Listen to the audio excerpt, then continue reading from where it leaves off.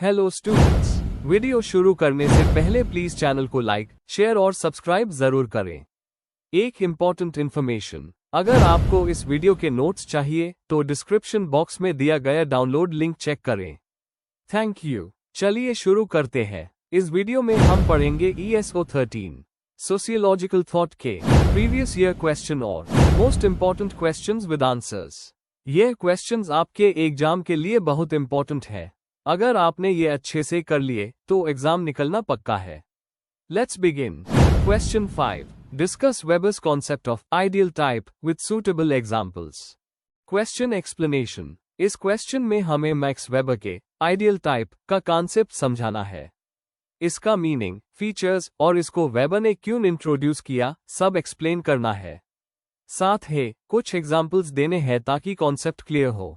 Answer. Introduction. Max weber sociology के एक important thinker जिन्हें आइडियल टाइप का कॉन्सेप्ट डेवलप करने के लिए जाना जाता है। यहाँ आइडियल का मतलब परफेक्ट या बेस्ट नहीं है, बल्कि एक थियोरेटिकल मॉडल या फ्रेमवर्क है जो सोशल रियलिटी को समझने में मदद करता है। ये एक एनालिटिकल टूल है जो रियल लाइफ सिचुएशंस को सिंप्लीफाई करता है। इस आंसर में हम इसका मीनिंग, फीचर्स और एग्जांपल्स डिस्कस करेंगे। Main body. 1. Meaning and purpose of ideal type. Definition. Weber के हिसाब से आइडियल टाइप एक मेंटल कॉन्स्ट्रक्ट है जिसमें किसी फिनोमेनन के इंपॉर्टेंट एस्पेक्ट्स को हाईलाइट किया जाता है। पर्पस। इसका मेन पर्पस एनालिसिस है, कॉम्प्लेक्स सोशल सिचुएशंस को समझने के लिए एक क्लियर फ्रेमवर्क देना। Not a moral ideal. Ideal का मतलब यहाँ परफेक्ट या डिजायरेबल नहीं, बल्कि एक मॉडल या सोचने का तरीका है।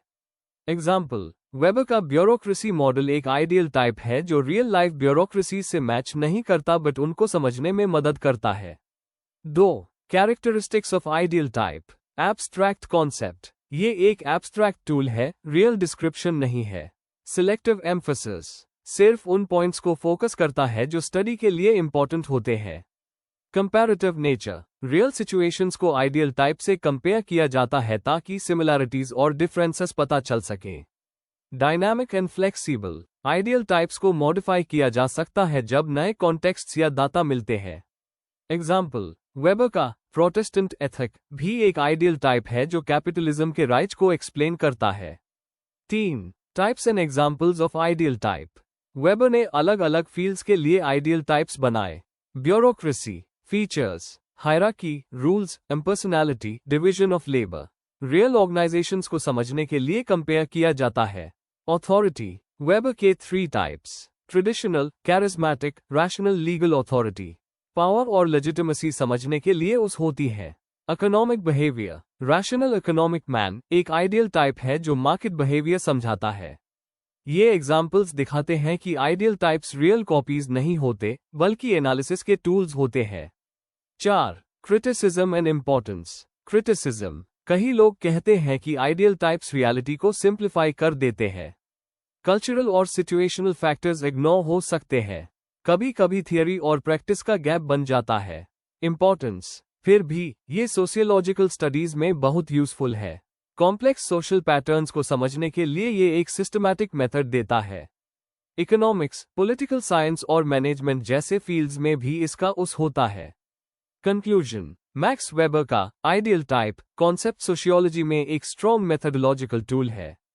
ये रिसर्चर्स को सोशल फिनोमेना को समझने के लिए एक स्ट्रक्चर्ड फ्रेमवर्क देता है। चाहे ये रियल लाइफ कॉपी ना हो, पर एनालिसिस के लिए बहुत हेल्पफुल है। आज भी ये कॉन्सेप्ट सोशल साइंसेस के लिए रेलेवेंट है। If you need the notes of this video, there is a download link in the description box. Be sure to check it out. Thank you. Question 6. Compare Durkheim and Weber's ideas on religion. Question explanation. इस question में हमें Durkheim और weber के religion पर views को compare करना है। दोनों थिंकर्स के थियरीज, उनका फोकस और उनके मेन आइडियाज को एक्सप्लेन करना है। साथ ही सिमिलैरिटीज और डिफरेंसेस को भी हाईलाइट करना है। डर्कहाइम के फंक्शनलिस्ट अप्रोच और वेबर के इंटरप्रेटेटिव अप्रोच को कवर करना जरूरी है। आंसर। इंट्रोडक्शन। सोशियोलॉजी में रिलीजन एक बहुत इंपॉर्टेंट टॉपिक है और डर्कहाइम और वेबर ने इस पर डिटेल स्टडी की है। डर्कहाइम ने रिलीजन को सोशल कोहीजन और ग्रुप यूनिटी के पॉइंट ऑफ व्यू से देखा। वेबर ने रिलीजन को इंडिविजुअल मीनिंग और सोशल चेंज के पर्सपेक्टिव से समझा। इस आंसर में हम उनके मेन पॉइंट्स को समझेंगे और कंपेयर करेंगे। Main body. 1. डर्कहाइम का religion purview. Religion is society का रिफ्लेक्शन। डर्कहाइम ने the elementary forms of religious life में रिलीजन को डिफाइन किया as a unified system of beliefs and practices relative to sacred things. उनके लिए religion एक social चीज है जो ग्रुप को जोड़कर रखती है। सेक्रेड और प्रोफेन। डर्कहाइम ने सेक्रेड पवित्र और प्रोफेन सामान्य का डिफरेंस बताया। रिलीजन तब बनता है जब सोसाइटी कुछ चीजों को सेक्रेड डिक्लेयर करती है। टोटेमिज्म और कलेक्टिव कॉन्शियंस। ऑस्ट्रेलियन ट्राइब्स पर स्टडी करते हुए डर्कहाइम ने बताया कि टोटम एक ग्रुप की आइडेंटिटी होती है। जब लोग टोटम को वर्शिप करते हैं, वो असल में अपने सोसाइटी को रिस्पेक्ट कर रहे होते हैं। रिलीजन का फंक्शन। डर्कहाइम के लिए रिलीजन का मेन रोल है सोशल ऑर्डर और मोरल गाइडेंस देना। यह इंडिविजुअल्स को एक मोरल कम्युनिटी बनाता है। 2. वेबर का रिलीजन परव्यू। रिलीजन और सोशल एक्शन। वेबर ने रिलीजन को समझने के लिए वर्षताहें समझने का तरीका किया। उन्होंने देखा कि रिलीजन लोगों के एक्शंस और सोसाइटी को कैसे अफेक्ट करता है। प्रोटेस्टेंट एथिक और कैपिटलिज्म। वेबर की famous study the Protestant ethic in the spirit of capitalism में उन्होंने दिखाया कि कैल्विनिस्ट वैल्यूज जैसे हार्ड वर्क, डिसिप्लिन और फ्रूगैलिटी ने मॉडर्न कैपिटलिज्म को प्रमोट किया। वर्ल्ड रिलीजन्स का स्टडी। वेबर ने क्रिश्चियनिटी, हिंदुइज्म, बुद्धिज्म, कन्फ्यूशनिज्म सब पर स्टडी की और देखा कि अलग अलग एथिक्स सोसाइटी को कैसे शेप करते हैं। Individual meaning. वेबर ज्यादा पर्सनल मीनिंग और मोटिवेशन पर फोकस करते हैं जो इंडिविजुअल्स के लिए रिलीजन प्रोवाइड करता है। 3. Similarities between Durkheim and weber. दोनों रिलीजन को एक सोशल इंस्टीट्यूशन के रूप में देखते हैं जो सोसाइटी और इंडिविजुअल्स पर इम्पैक्ट डालता है। दोनों ने रिलीजन को साइंटिफिक अप्रोच से स्टडी किया, ना कि थियोलॉजिकल एंगल से। दोनों के लिए रिलीजन एक इंपॉर्टेंट फैक्टर है बिहेवियर और इंस्टीट्यूशंस को समझने के लिए। 4. Differences between Durkheim and weber. Approach. Durkheim का व्यू मैक्रो और स्ट्रक्चरल फंक्शनल है, जबकि वेबर का व्यू माइक्रो और इंटरप्रिटेटिव है। फोकस। डर्कहाइम कोहीजन और सॉलिडारिटी पर फोकस करते हैं, वेबर रैशनलाइजेशन और इकोनॉमिक इम्पैक्ट पर। मेथडोलॉजी। डर्कहाइम ने रिचुअल्स और कलेक्टिव रिप्रेजेंटेशन स्टडी किए, वेबर ने हिस्टोरिकल कंपैरेटिव एनालिसिस किया। आउटकम। डर्कहाइम के लिए रिलीजन सोसाइटी को सस्टेन करता है, जबकि वेबर के लिए ये सोसाइटी को चेंज भी कर सकता है, जैसे कैपिटलिज्म। कंक्लूजन। डर्कहाइम और वेबर ने रिलीजन को अलग नजरिए से समझा, लेकिन दोनों के आइडियाज एक दूसरे को कॉम्प्लीमेंट करते हैं। डर्कहाइम ने रिलीजन को एक बाइंडिंग फोर्स माना जो सोसाइटी को यूनाइट करता है, जबकि वेबर ने इससे एक चेंज का एजेंट माना जो इंडिविजुअल्स और सोसाइटी को नई डायरेक्शन दे सकता है।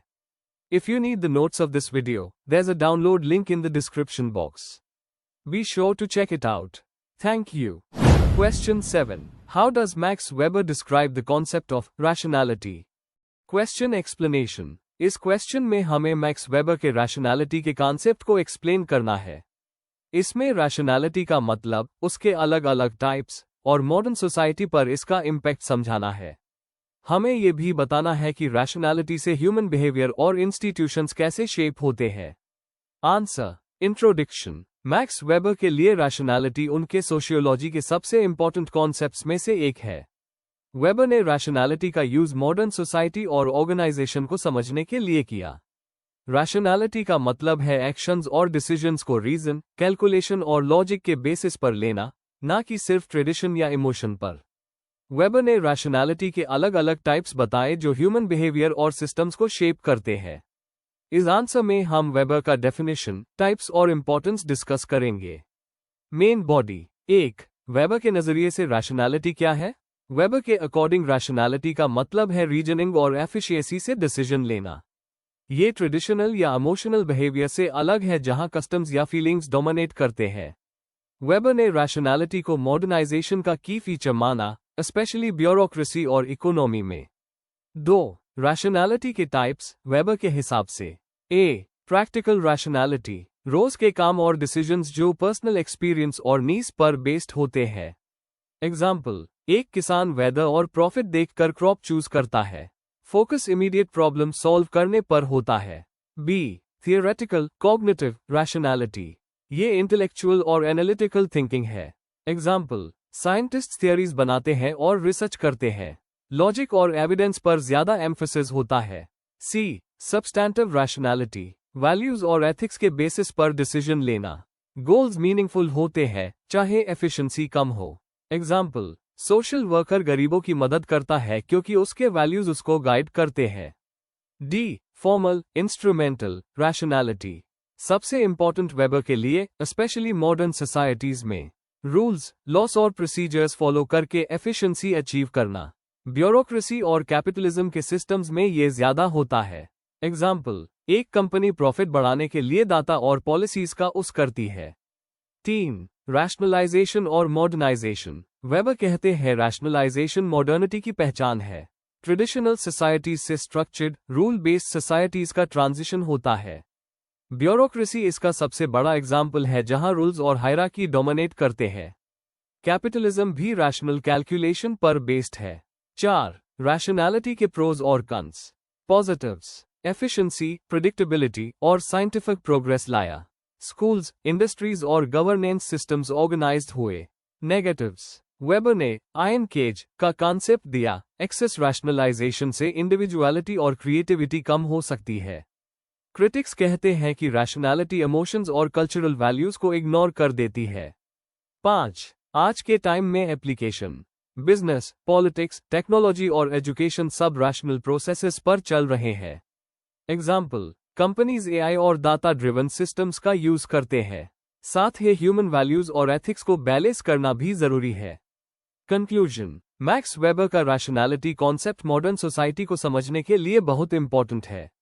उसने रैशनैलिटी के टाइप्स बताकर दिखाया कि सोशल बिहेवियर और इंस्टीट्यूशंस पर इसका क्या इफेक्ट होता है। लेकिन excess rationalisation rigid systems create कर सकती है, इसलिए रैशनैलिटी और ह्यूमन वैल्यूज के बीच बैलेंस मेंटेन करना जरूरी है। If you need the notes of this video, there's a download link in the description box. Be sure to check it out. Thank you. Question 8. How has Malinowski described the concept of function? Question explanation. यह question Bronislav Malinowski के functionalism के concept पर based है।